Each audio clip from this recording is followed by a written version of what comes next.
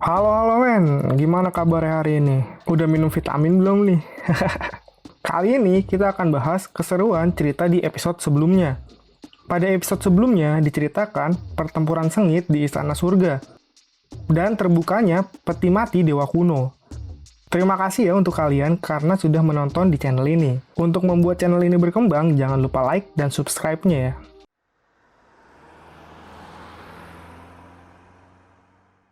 Oke kawan, kita mulai perjalanan imajinasi cerita ini. Aktifkan imajinasi kalian ya. Pada episode ini diperlihatkan sengitnya pertarungan pasukan surga melawan pasukan kegelapan.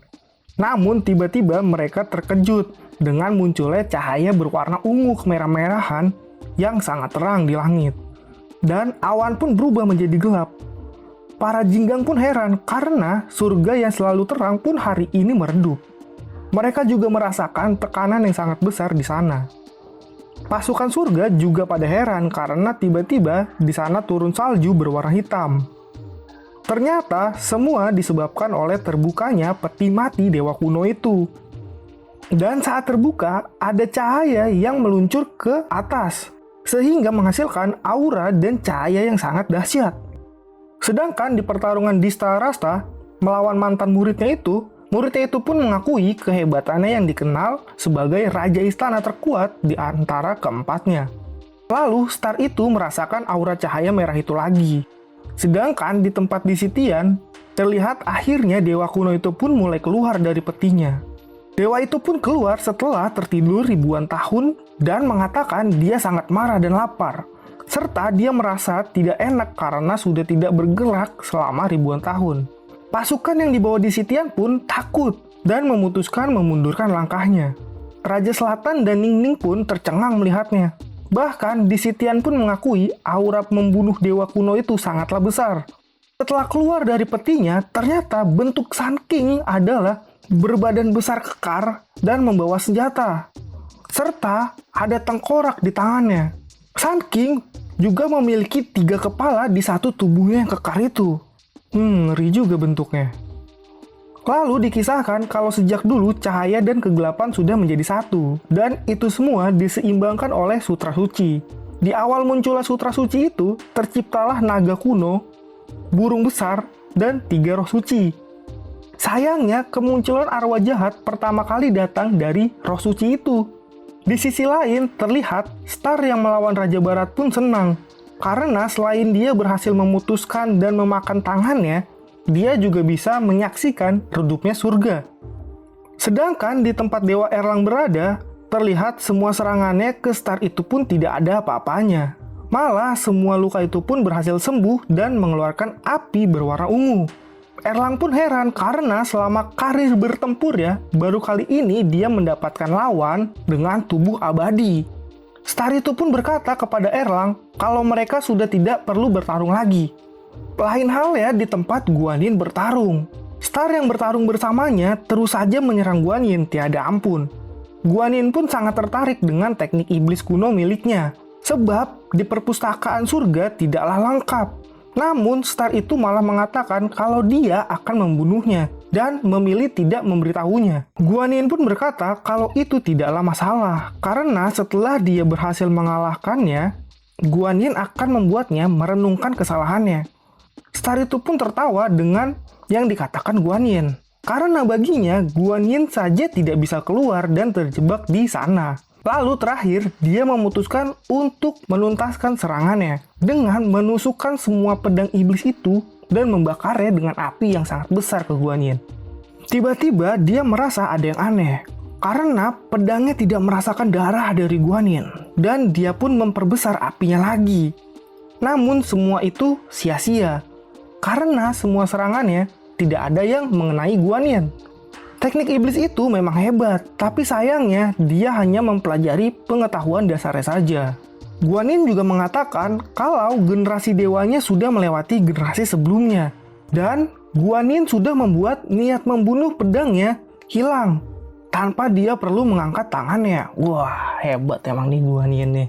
Lalu Guanyin pun mengembalikan serangan pedang itu dan menghancurkan patung sumber kekuatannya berasal. Dengan sekejap, semua api itu menghilang. Dan itu membuat Star panik. Guanyin juga berkata kalau mengalahkannya bukanlah kebanggaan untuknya. Namun, belum selesai dia berbicara, dia menyadari keanehan di langit. Dan star itu pun berkata kalau ajal Guanyin sudah sedikit lagi. Dan kedatangan iblis kuno akan mengalahkan semua dewa. Karena dia sendiri pun dewa. Lalu, Star pergi meninggalkan Guanyin dengan cepat. Guanyin pun heran, kenapa ada iblis sekuat itu yang tertidur di surga. Guanyin juga teringat perkataan di Sitian, kalau kegelapan itu ada di dalam 3 arwah suci. Semua pasukan Daxedo pun mundur untuk menghadap ke iblis itu. Sedangkan di tempat Wukong dan Raja Utara bertempur, masih terlihat pertarungan sengit antar keduanya. Wukong pun terlihat memukuli Waisrawana dengan tongkat saktinya. Dan Waisrawana pun balas memukul wajah Wukong sehingga membuatnya terpental. Waisrawana pun memastikan kalau Wukong belumlah kalah darinya.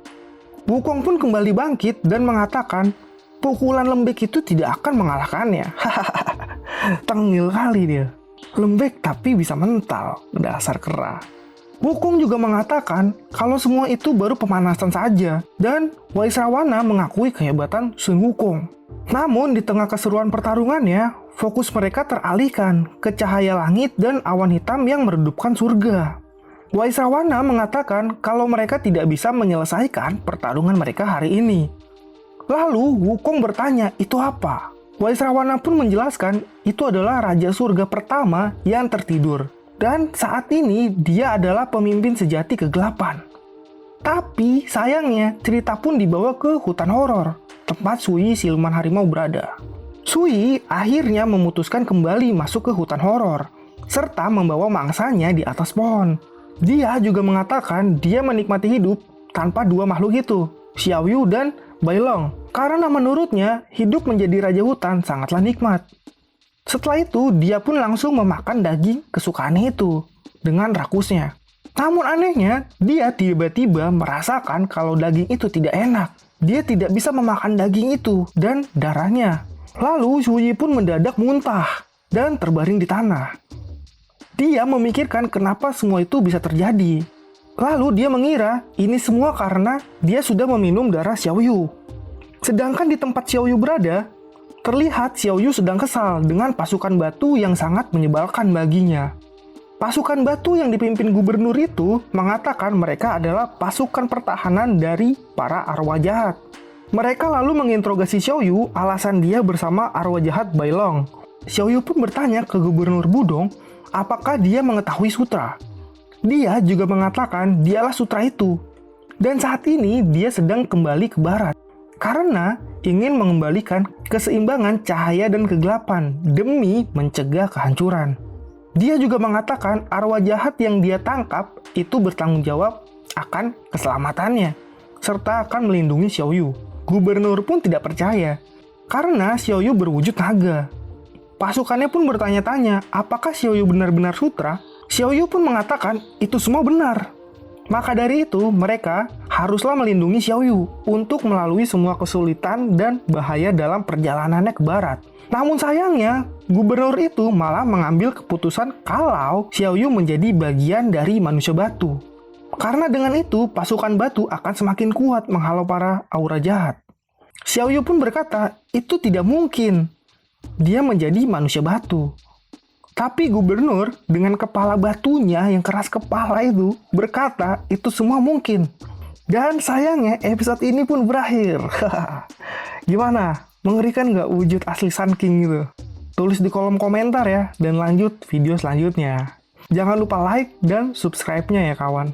Terima kasih dan sampai jumpa.